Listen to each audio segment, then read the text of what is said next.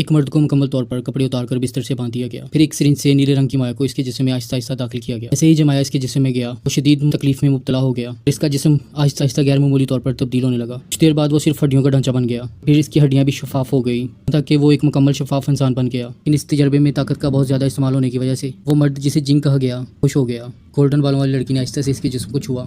اس لمحے سے نیلے رنگ کی بجلی سی چمکنے لگی. اس رات ڈیمی نامی لڑکی ڈیوٹی پر تھی. اس نے جنگ پر نظر رکھنے کے لیے مائٹرز پر بھی نظر رکھی. اچانک ڈھیمی کو نیند آ گئی.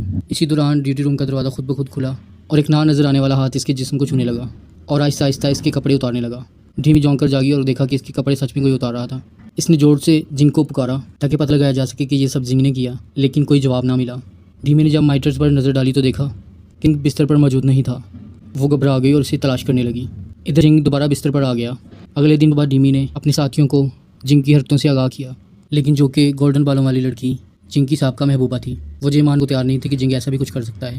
دوسرا لڑکا ڈسان جنگ سے بات کرنا چاہتا تھا, لیکن ڈھیمی نے اس کو روک دیا کیونکہ جنگ اس تجربے کا لیڈر تھا. کیونکہ اگر اس کو ناراض کیا گیا تو کوئی بھی اپنی نوکری پر باقی نہیں رہ سکتا. اس لیے ڈھیمی نے خاموشی اختیار کر لی.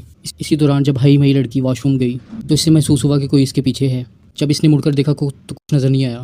جیسے وہ بیٹھنے لگی اس کو پانی کی آواز آئی, لیکن چیک کرنے پر کچھ نہ ملا. بعد میں اس نے ہیڈ ویژن اینک پہن کر دوبارہ چیک کیا, لیکن کچھ دکھائی نہ دیا. وہ تب ہی فارغ ہو سکی جب اسے مکمل یقین ہو گیا کہ وہاں کوئی نہیں. یہ سب واقعات اس کے بعد ایک ہونے لگے. جیسے ہی سب لوگ چوکس ہو گئے, خوش قسمتی سے اگلے دن جنگ کو نارمل کرنے کے لیے ایک تاریخی رنگ کی میڈیسن دی جانی تھی. جب یہ میڈیسن جنگ کو دی گئی وہ اس کے خون میں شامل ہو کر دماغ تک پہنچی تو اس کو نارمل کرنے کی بجائے جنگ کو شدید تکلیف ہونے لگی اور اس کی جان خطرے میں پڑ گئی. کافی کوششوں کے بعد جنگ کی جان تو بچا لی گئی, لیکن وہ دوبارہ نارمل انسان نہ بن سکا. یہ کامی اس کے ذہن پر اثر انداز ہوئی. وہ ذہنی طور پر بگڑ گیا.